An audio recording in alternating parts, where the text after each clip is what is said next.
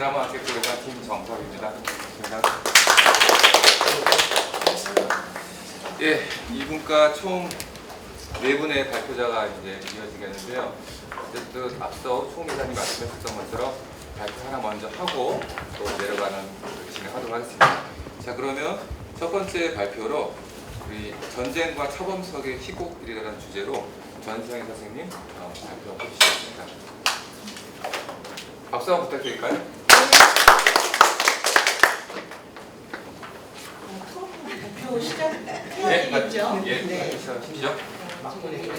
제가 이 차범석의 희곡들을 보훈처와 연관시켜서 어떻게 이제 얘기를 해야 되나 고민을 했는데, 사실 차범석 선생님이 최초로 지면에 발표한 희곡이 바로 그 정훈 잡지, 목포 해군 경비부에서 나왔던 정훈 잡지, 전우라는 잡지에 처음에 발표를 하다 보니까 성격적 자체가 어떤 정훈 혹은 이런 그런 의미들과 상당히 밀접한 관련이 있는 논문이 아니라 작품을 쓰셨어요. 그래서 과연 차범석과 전쟁은 어떤 연관이 있는지 주변을 이렇게 제가 두루뭉술하게지만 찾아보는 결과 1924년생이시기 때문에 1924년은 일제강점기에 태어나셔서 일제강점기 동안 교육을 받았고 청춘 시절인 20대 때 우리가 해방을 맞이하게 되고 그 뒤에 다시 이제 6.25 전쟁이라는 그 전쟁에 직격탄을 맞았던, 그래서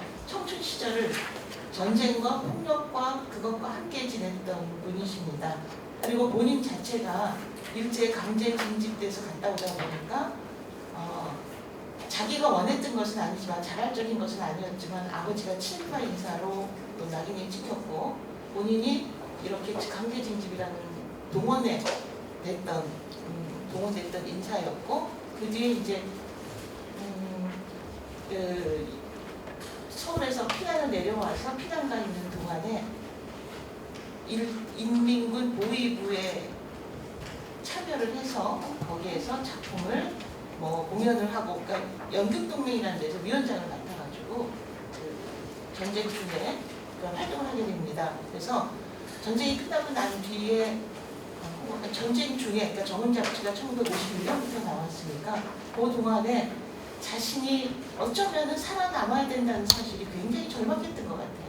끊임없이 원치 않는 전쟁 속에 휘말려 들어가면서 살아남아야 된다는 것이 결국 이렇게 외부적으로 봤을 때는 친이었던, 그리고 징집됐던 자기의 과거를 부정하고, 또 그 뒤에는 또 인민군에게 부역했던 그 혐의를 다시 거부하고, 그래서 이렇게 해서 살아남을 수밖에 없었던 그런 영향들이 사물에까지 영향을 미쳤다고 봅니다. 1961년에 발표된 사물, 희곡. 그 뒤에 갈매기 떼라는 작품이 1962년에 발표됐는데, 거기에서는 전쟁의 상처보다는 조금 더 객관화시키는 이야기가 발표되기 때문에 이번 발표에서는 제가 산불까지 작품들을 중심으로 해서 얘기를 했습니다. 지금 간단하게 제가 다 정리한 게 이번 논문의 전체 내용입니다. 그래서 읽고 이렇게 질문을 하고 받고 하려고 생각을 했는데 읽으면 너무 지루할 것 같아서 간략하게 이렇게 말씀을 드렸는데, 그 부분에서 제가 중요한 부분인 그 몇 부분만 여러분들이 갖고 있는 자료 중에서 소개를 해드리도록 하겠습니다. 그래서 첫 번째 제목이 일본 후국주의와 지배 그리고 그 억압이라는 것을 해서 고등학교 시절부터, 그러니까 정확하게 말하면 초등학교를 목포에서 졸업하고 광주로 유학을 와서 이제 나중에 그 이름이 광주 서중이라고 5년제 학교로 개편이 돼요. 그리고 이제 일본에 고등학교를 가기 위해서 일본에 유학을 가서 이제 재수 생활을 거치게 되는데, 그렇게 그 5년 동안 그 광주에서 이제 지금 얘기한 광주 일고죠. 그 학교에서 5년 동안 지냈던 세월이 일본이 중일 전쟁을 시작했을 때였어요. 그래서 굉장히 학교 자체가 군대 아닌 군대의 어떤 형식을 갖고 있었고, 그리고 교복 대신에 나중에는 군복을 입고 학교를 다녔다고 합니다. 그러니까 아마 이분의 그 기억 속에 그 전쟁이라는 거는 평생을 지배했던 어떤 그 고통이기도 하고 또 지워버릴 수 없는 상처였던 것 같아요. 그래서 나중에 이제 광주 5.18까지 왔을 때는 5.18에 와서는 더욱더 자기가 참을 수 없는 이런 그 국가적 폭력, 그다음에 이런 전쟁에 대해서 더 많은 거부감을 갖고 이제 고통스러워했던, 그러나 이미 그 광주에 대한 부채감을 갖고 평생을 사셨던 걸로 제가 연구를 하면서 이렇게 그 안에서 이렇게 발견했습니다. 그래서 1937년 바로 그 중일전쟁이 시작되면서 차범석에게는 커다란 일들이 일어나기 시작합니다. 어떤 일이냐면 그 억압적인 분위기에서 자기에게 그 위로가 됐던 것 중에 하나가 책 읽기와 영화 관람이었는데, 학교에서는 단체로 가는 영화 관람 외에는 영화 관람을 하지 못하게 했습니다. 그러니까 제가 이렇게 이야기 형식으로 해도 괜찮을까요? 네. 왜냐하면 읽으면 너무 재미가 없어요. 그래서 이렇게 저도 고등학교 때까지 학교에서 영화 관람을 단체 관람회에 가면 그 규율부라고 부르는 거기에 의해서 이렇게 아마 김기봉 선생님 그 세대니까 학교에서 정학을 당하거나 학교에서 불이익을 당할 수밖에 없었던, 그래서 그게 바로 일제시대 그 학교를 다녔던 우리 차범 선생님께도 적용이 됐어요. 근데 자기는 틈만 나면 영화관에 가고 싶은 거예요. 그래서 영화를 보러 갔다가 학교 학생 주임한테 걸려가지고 이제 이것도 2번이나 걸렸던 일이 있고요. 그 다음에는 이제 중요한 일이 뭐냐면 광주 서중의 도색 사건이라고 불리는 사건을 일으키게 됩니다. 그건 뭐냐면 차범석을 평소에 흠모하던 어떤 여학생이 이 차범 선생님한테 연애 편지를 보낸 거예요. 한번 만나고 싶다, 너에 대해 관심 있다.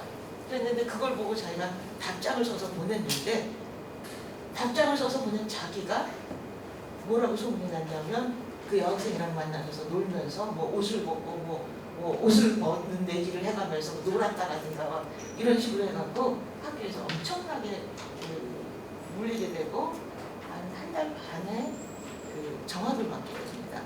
그래서 이제 집에 가서 이제 근신하고 있다가 다시 돌아오는데 나중에 매일매일 반성문을 쓰는데 견딜 수가 없었어요. 왜 내가 뭘 잘못했지? 그 여학생한테 나는 답장 쓴 것밖에 없는데 그걸 왜 잘못했다고 하지? 뭐 이런 것들이 굉장히 억압으로 다가왔고, 그 다음부터 굉장히 삐딱한 성격으로 자기가 바뀌었다고 합니다. 그러니까 지뢰 논리라는 게 계속 억압적이었습니다. 그 다음에 이제 학교에서 그 광주 서중을 다닐 때 학교에서 끊임없이 했던 게 뭐냐, 일기장 검사였대요.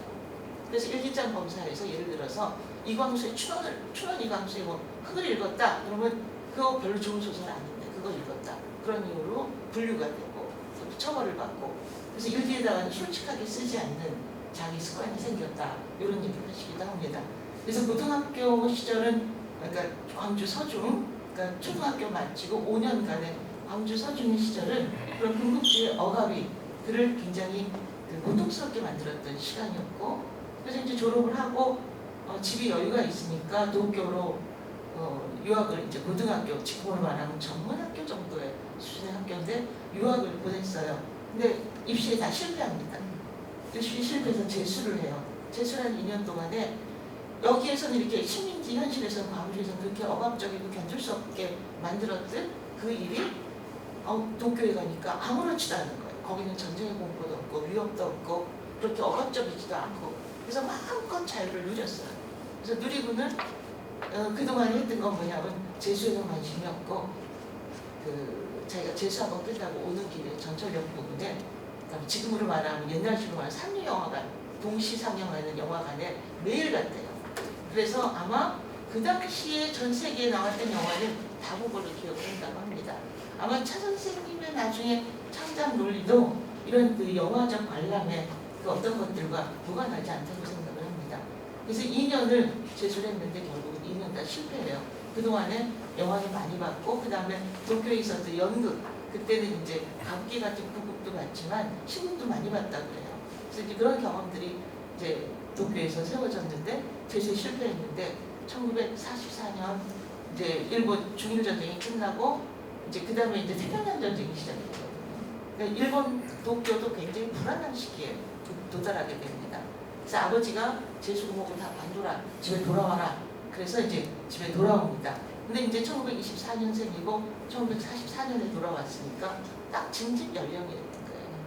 그래서 자기도 이제 군대 끌려갈지 모른다는 생각 때문에 고민을 하고 있었는데 광주 사범관리학교 일종의 교사 양성 학교를 졸업을 하면 교사들은 징집에서 면제해준다고 그래서 그 학교를 들어갑니다.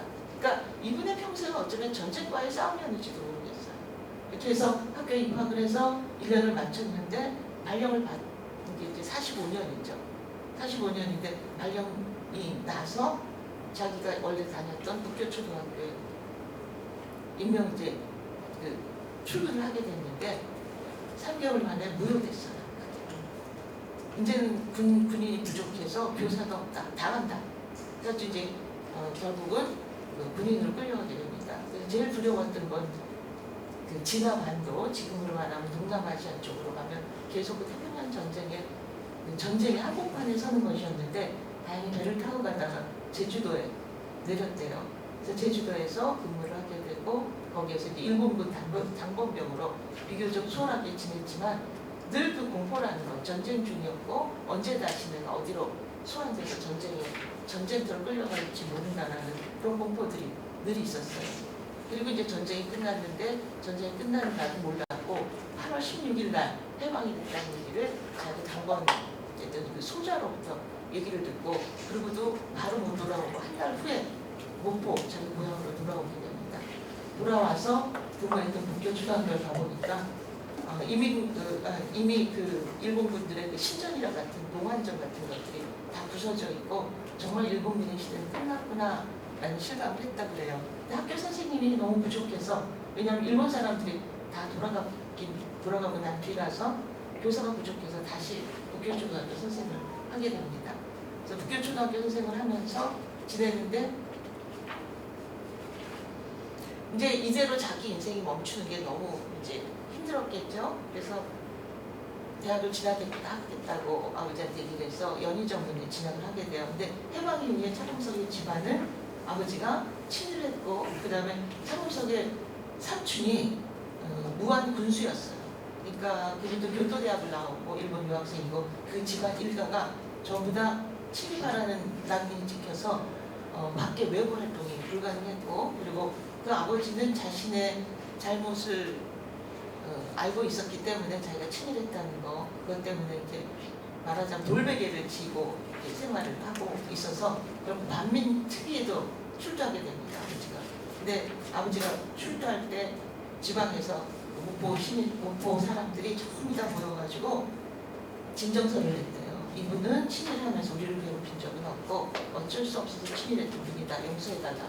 그래서 다행히 처벌을 받지 않고 무사히 지나가고 차 선생님은 연대에 들어가서 만난 분이 이제 유치진 선생님입니다. 유치진 선생의 연극론에 개안을 하게 되고 그리고 그 다음부터 이제 연극에 미쳐서 일생을 시작하게 되는 기회가 주어집니다. 그래서 이제 거기에서 대학생 연극 경연대회도 나가고 대학 극회도 결성하고 또 바쁘게 지내는데 집에서는 이제 빨리 장가를 보내야 되겠다 싶어서 장가를 이제 막 들라고 해서 장가를 들었어요.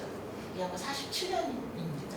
근데 부인은 두고 가라서 목포에 두고 오고 서울에 와서 총각인 척하면서 계속 연극 활동을 하고 대학생활을 즐겁게 하고 있는데 49년 겨울에 겨울방학 때 집을 내려갔는데 그 부인이 이제 나는 집에 혼자 못 있겠다. 나 데려가라고. 그래서 1950년 정월 전쟁이 나기 6개월 전이죠. 부인을 데리고 이제 서울로 올라옵니다. 올라왔는데 뭐 부인이 와서 이제 잘 지내고 행복하게 지내고 있는데 6.25가 터졌어요. 근데 이제 아내가 임신 중이었어요. 그리고 이제 학교는 한 학기가 남은 상태에서 연희정문 영문과에 그래서 한 학기를 남겨두고 이제 피난을 가야 되는데 자기 아내가 임신을 했고 그 다음에 남동생이 하나 있었어요. 차재석이라고 목포 문학의 정말 최고의 인물이라고 불리는 그런 차재석 선생이 다리를 잡아 관절염을 어릴 때부터 심하게 알아서 그 다음에 형이 강제로가 아니라 형이 국군 육군 대위로 복무를 하러 떠났어요. 그래서 형수가 이 차범석의 집에 와서 머물렀어요. 근데 그 형수도 임신을 하고 있는데 쌍둥이였어요. 그리고 차 선생님의 그 큰 형이 아들이 하나 있었어요. 조카도. 그러니까 피난을 갈 엄두를 못 냈어요. 임산부도 하나도 아니고 둘인데 둘 중에 하나는 또 쌍둥이였고 하나는 또 조카도 있고 남동생은 다리를 절고 그래서 한 달을 망설이다가 7월 26일에 피난을 떠나기로 결정을 합니다. 그 부인이 이제 차범 선생님의 부인이 강제 나 떠나야 된다 이제 다 죽는다. 그래서 집에 있는 걸 내다 팔다 팔 게 없어서 이제는 피난을 떠나게 됩니다. 그래서 17일 동안을 걸어서 이제 목포로 피난을 갑니다. 갔는데 가보니까 이미 이민군이 점령하고 있어요. 자기 집은 보이부에 사무실을 쓰게 되고요. 장교 그때 식으로 얘기하면 장교 구락부라고 부르는 클럽으로 사용하게 돼서 하루만 잠을 자면 그 다음날 시간이 다 뿔뿔이 흩어지게 돼요. 여기서 이제 차범 선생님 키포인트가 있습니다. 아니 자기가 일제에 징집을 당했던 경험도 있고 자기 아버지 침입하였어요. 지금 이런 경력들이 인민군 치하에서는 절대로 유리하지 않을 거라는 판단하에 자발적으로 찾아갑니다. 뭐 도와줄 수가 없어요 인민군들한테. 그래서 가서 이제 연극동맹을 맡게 되고 또 서울에서 무용을 했었기 때문에 무용동맹은 동생하고 같이 하게 됩니다. 그래서 그때 거기서 이제 공연도 하게 됩니다. 이승만을 뭐라 그러나 아주 희화화시켜서 나쁘게 그린 작품. 그 김봉희 선생이라는 분이 이제 그 연구를 해서 보충을 해서 넣어놨습니다. 그래서 그 작품을 그거는 차범 선생님도 기억을 못 하고 있어요. 그래서 제가 논문을 뒤져보니까 그런 작품들이 있다라는 게 나와서 그런 내용들이 자세하게 있습니다. 그래서 이제 말하자면 연극 활동을 인민군 치하에서 하게 됩니다. 근데 소문을 들어보니까 같이 서울에서 연극했던 대한극회라 이런 친구들이 부산에 피난을 와서 전시의 연합대학에서 계속 공부를 하면서 테아트르 리그룹에서 했던 연극들을 공연을 하고 있대요. 오화소 선생이라. 그래서 세일즈맨의 죽음도 부산 캠퍼스에서 공연을 하고 소문은 듣지만 자기는 자기가 지금 떠날 수가 없잖아요. 땅에 식구들이 너무 많아가지고. 그래서 그 울분을 갖고 있었어요. 그리고 전쟁 동안 내내 이렇게 있다가 전쟁이 끝나고 이제 뭐 취직을 하죠. 이제 아버지의 백으로 무슨 목포중학교 목중이라고 불리는 그때는 목포와 목중이 분리가 안 돼서 목중으로 다 불렸었어요. 거기 이제 유명했던 인사들이 많이 졸업을 했죠. 그때 이제 가르쳤던 분이 최인우 선생도 가르쳤고 뭐 그다음에 꽃신이라는 그 소설을 썼던 김용익 선생인가 하는 소설가도 있고 그다음에 뭐 강대진이라고 영화 마부 만들었던 그 감독도 차범 선생님의 그 목중 시절의 제자들입니다. 그래서 그런 그 제자들을 키우면서 학생들하고 굉장히 열심히 연구를 하세요. 그리고 이제 1951년 전쟁이 끝나기 전에 해군 교육부 정원부에서 잡지를 만들어요. 월간지하고 주간지. 그게 뭐냐면 전우하고 갈매기라는 잡지입니다. 그래서 본인이 그 전우라는 잡지의 편집인이기도 했고 동생은 거기 편집장이기도 했고 그래서 거기에 제일 처음 발표했던 작품이 뭘까요? 갑자기 이름이 생각이 안 나네. 저는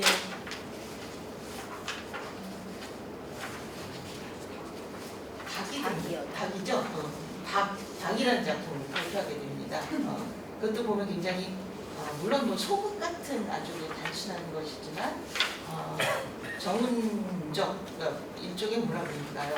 어리석은 인민군 그 다음에 우리를 해방시켜주는 국군 뭐 이런 어떤 그 구도를 가진 그런 작품을 이제 발표하게 되죠. 그러니까 효율적으로 가치가 있다 없다라고 얘기하기보다는 그것이 갖고 있는 어떤 특성, 전쟁이라는 특수 상황에서 그렇게밖에 작품을 쓰지 않을 수밖에 없었고 본인이 처한 상황이 말하자면 일제의 강제 징집과 그다음에 여러 가지 일들이 그다음에 이제 또 북한군 밑에서 부역했던 그런 것들이 이런 작품을 쓸 수밖에 없게 만들어서 차범석의 희곡 출발은 이런 반공적 특성이 바로 이 시기에 생겨나기 시작합니다. 그래서 이게 이제 차범석 희곡의 하나의 특징적 요소라고 볼 수 있죠. 어떻게 보면 뭐 우파다 요즘 얘기로 뭐 이런 식으로 얘기할 수도 있겠지만 그게 아니라 절절한 생존이었던 거예요. 제가 볼 때는. 그래서 이 부분이 되게 그 차 선생님의 이 작품 안에서 희곡의 출발 자체가 슬픈 희곡의 출발이 아니었던가. 그래서 이제 두 번째 썼던 작품이 밀주라는 작품이에요. 이거는 나중에 조선일보 신춘문예에서 가장으로 55년에 처음으로 상을 받았던 작품인데 거기에 이제 갈매기에 연재가 됩니다.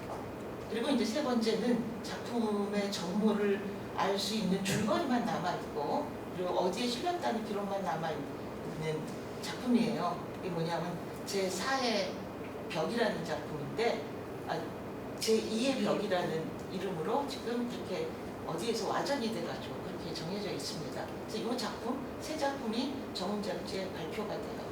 그리고 이제 목포에서 아까 목중에서 학생들하고 연극 활동을 하면서 그때 목중예술제라는 거를 기획을 합니다. 그래서 목중예술제에 본인이 창작했던 별은 밤마다라는 작품을 창작을 해서 처음으로 차범 속의 희곡이 무대화되는 일이 생겨납니다. 그리고 이 별은 밤마다는 발표가 난 뒤에 10년 후에 별은 밤마다의 후속으로 쓰여졌던 1961년 산불의 작품이 여기에서 탄생할 수 있는 계기가 됩니다.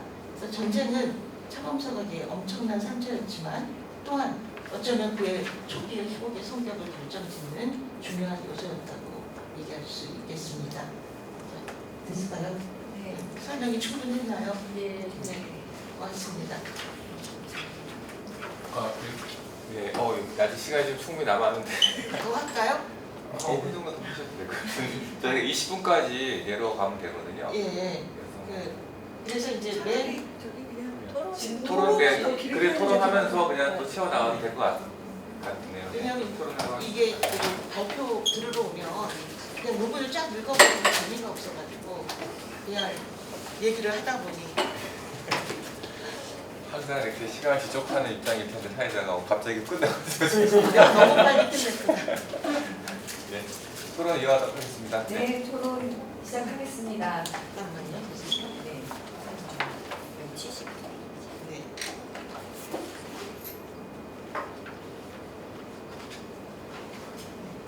사실 지금 전선 선생님께서 간략하게 논문을 설명을 해주셨는데요.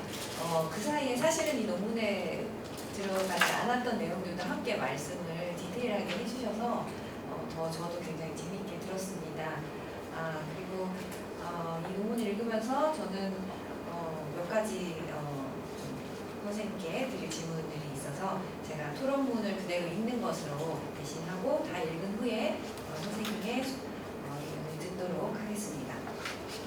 정성희 선생님의 전쟁과 폭력 그리고 차범석의 희곡들은 극작가 차범석의 삶과 창작을 단순한 시대 반영이나 국가주의적 서사의 일환으로 보지 않고 전쟁과 식민지 체험이 한 인간의 예술적 윤리적 사유에 어떻게 스며들고 구조화되었는지를 심도 있게 분석한 귀중한 연구라고 생각합니다.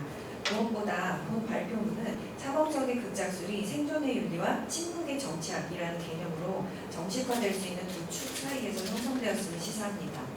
생존의 윤리는 식민지 청년으로서의 강제 진직과 부역의 위협 속에도 살아남기 위해 윤리적 선택을 유예해야 했던 그의 삶의 궤적 속에서 그리고 그러한 삶을 정면으로 마주하려 했던 문학적 실천 속에서 읽히는 내적 긴장입니다.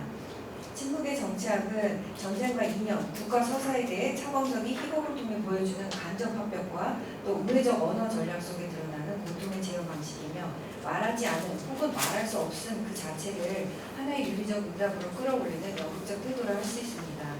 이참 선생님의 발표문은 차범석이라는 인물의 예술행위를 통해 연극이라는 형식이 폭력 이후의 시대를 어떻게 사유하고 윤리적으로 응답할 수 있는가 하는 본질적 질문을 제기하고 있으며 단순한 작가론을 넘어 동시대 연극의 비판적 사유를 자극하는 기폭제로 기능하고 있습니다. 이러한 문제의식에 공감하며 본 토론에서는 다음과 같은 4가지 질문을 중심으로 논의를 이어가고자 합니다. 첫째로는 발표문에서는 차범석의 초기 희곡들이 정훈극 혹은 반공극의 외피를 두르고 있음에도 불구하고 이것이 이념적 선동이나 국가 이데올리기의 반복으로 환원하지 않는다고 지적하셨습니다.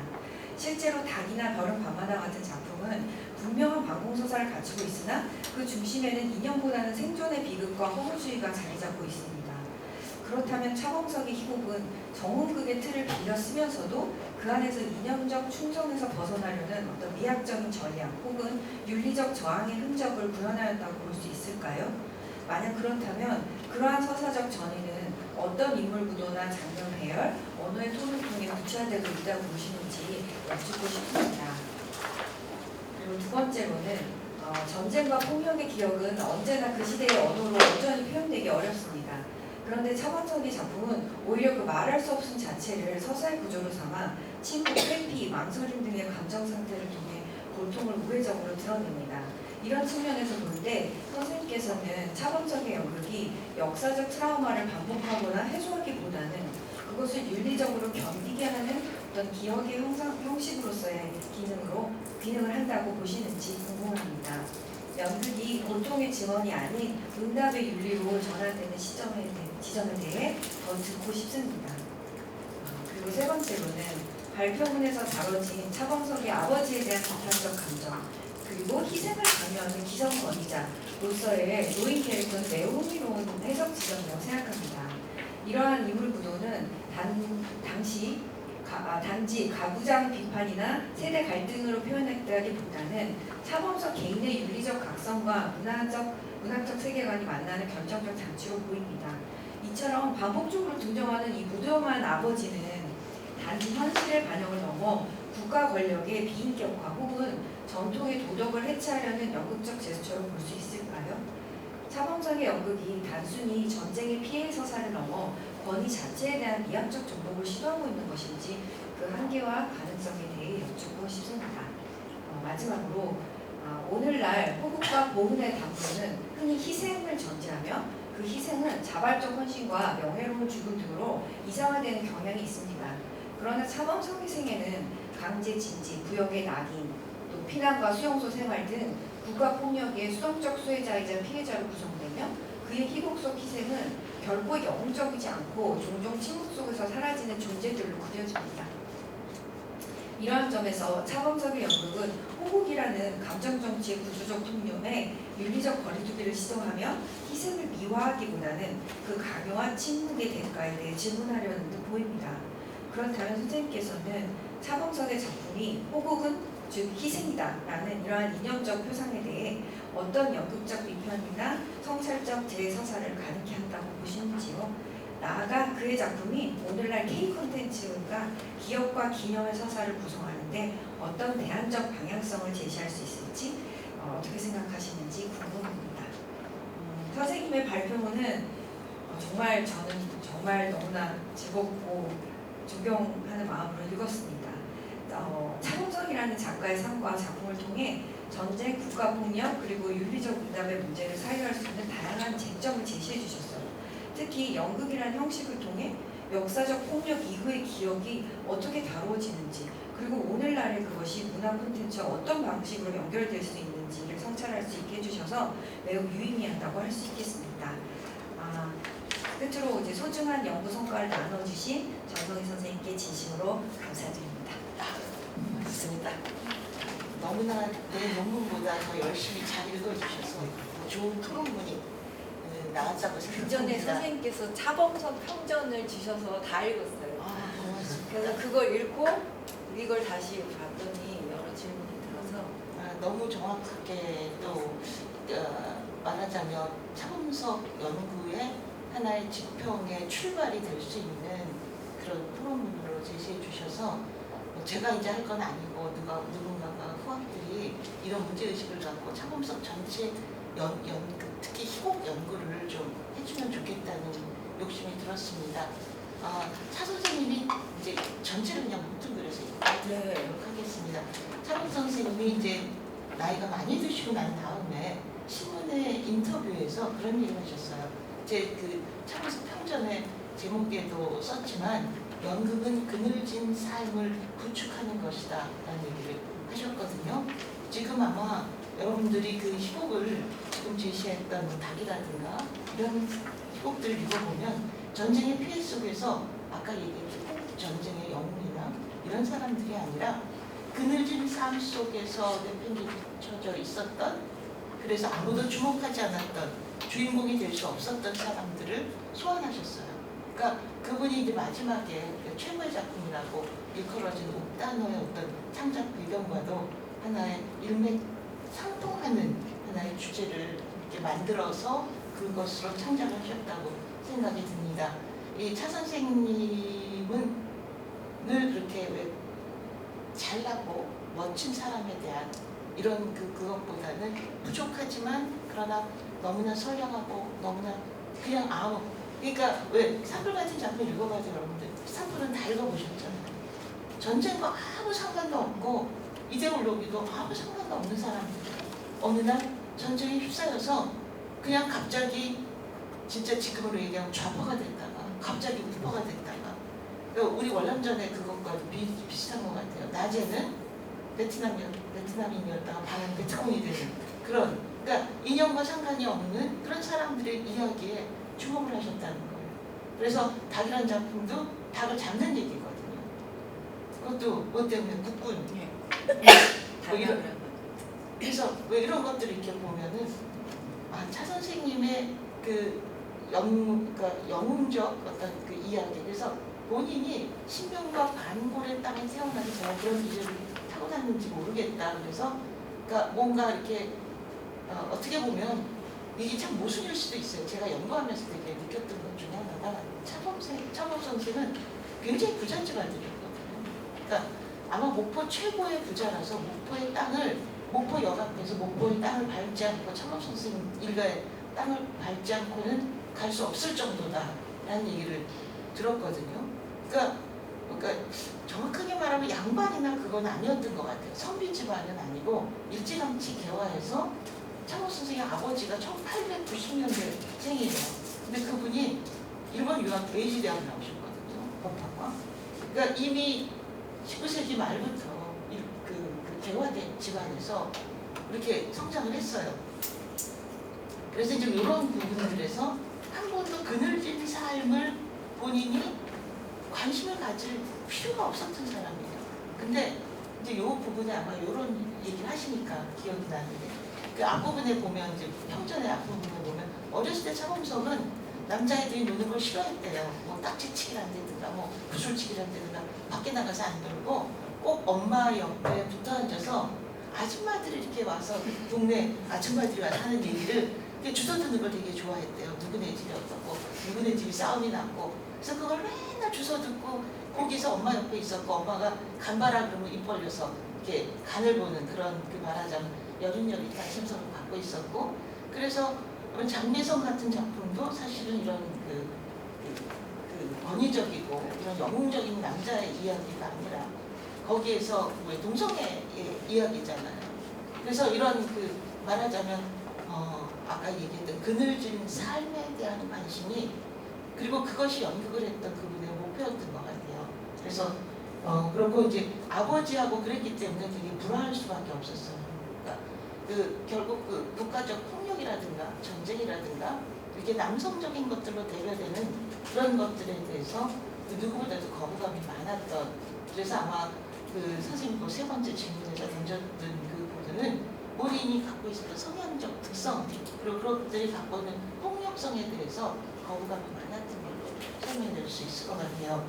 그래서 지금 이렇게 생각해 보면 장례성 같은 경우에는 1960년대에 쓰여졌거든요. 그러니까 동성애라는 이야기를 할 수 없었던 시대였어요. 그 다음에 그 뒤에 이제 열대어라는 작품이 있는데 그거는 흑인 며느리를 맞이한 교회에 다니는 장로네 집안의 이야기예요. 근데 얼마나 위선적이고 얼마나 이중적인지. 그래서 그들이 포용해야 됐고 그리고 안고 넘어가야 될 많은 것들에 대해서 부정적인 사람들의 모습들 특히 이분이 싫어하셨던 게 정치가들이에요. 그래서 정치가 나중에 보면 이런 정치가들의 위선은 풍자한다든가 이런 작품들 되게 많이 쓰거든요. 그래서 기계문명으로 대표되는 현대의 문명이라든가 그 다음에 어떤 현대적인 것들 외에도 이런 동성애 문제라든가 그 다음에 다문화의 문제라든가 이런 것들을 이미 그러니까 너무 오래전 사람이랑 차범석을 연구한다는 것 자체가 어떻게 보면 되게 좀 동떨어진 것 같아요. 말도 안 돼. 뭐 이런 생각을 만들거든요. 근데 잘 찾아 그래서 연구자가 별로 없어요. 차범석이 갖고 있었던 그 극단 산하의 문제 때문에 이런 것들이 생긴 것 같아요. 극단 산하에서 끊임없이 제기했던 문제가 연극의 대중화였거든요. 관객이 없는 연극은 의미가 없다. 그리고 서양식의 연극을 갖고 우리의 연극이라고 착각하고 그것만 하는 것만 진짜 연극인 것처럼 얘기하지 마라. 뭐 이런 얘기를 하셨어요. 근데 본인이 제작극회나 이런 거 처음 출발했을 때는 굉장히 모던한 작가였거든요.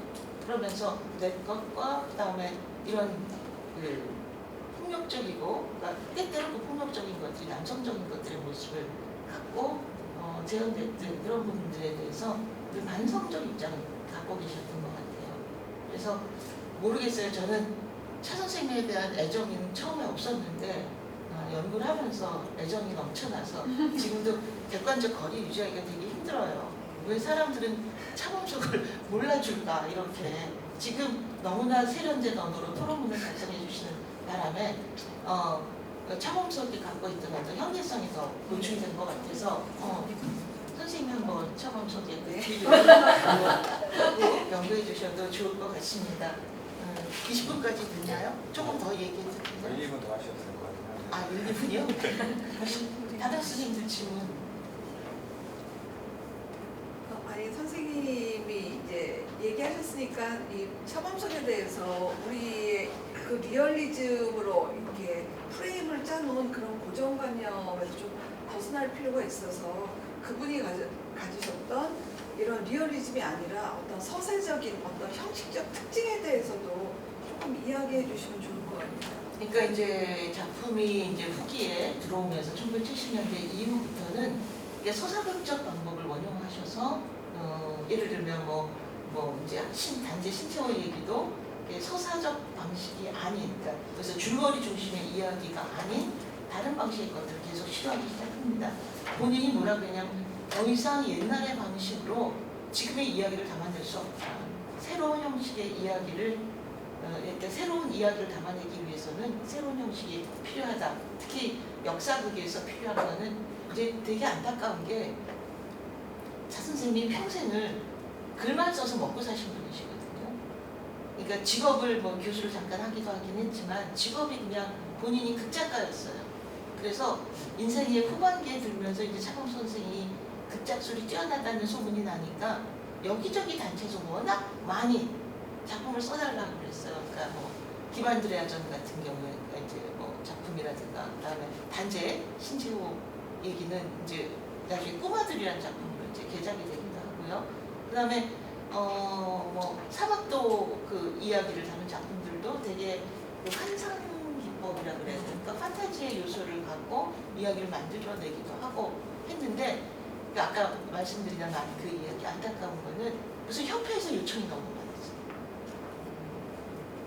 그러니까 뭐 어디 연구소에서 누구에 대해서 써주세요. 예를 들면 제가 이제 진주성 같은 작품 나중에 찾아냈는데 진주성은 진주 연극협회에서 진주에 관련한 얘기를 연극권 할 테니 써주세요.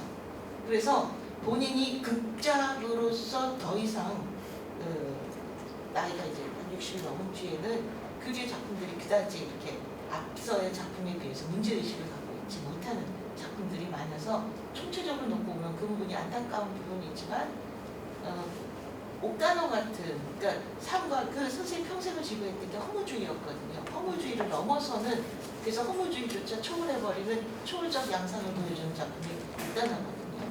그래서 되게 판타지적 요소도 되게 많아요. 그래서 그 작품을 쓰시고 기대를 했는데 아마 그때 이제 나는 전업을 하겠다. 진짜 나 글만 쓸 거야. 왜냐하면 예술원 회장도 하셨고 문예진흥원 원장도 하셨고 뭐 이런 걸 하셨기 때문에 글을 쓰실 거라고 기대를 했는데 그만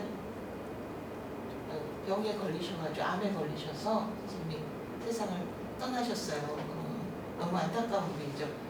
이제 비로소 선생님의 작품이 만개할 시간이 아니었는가.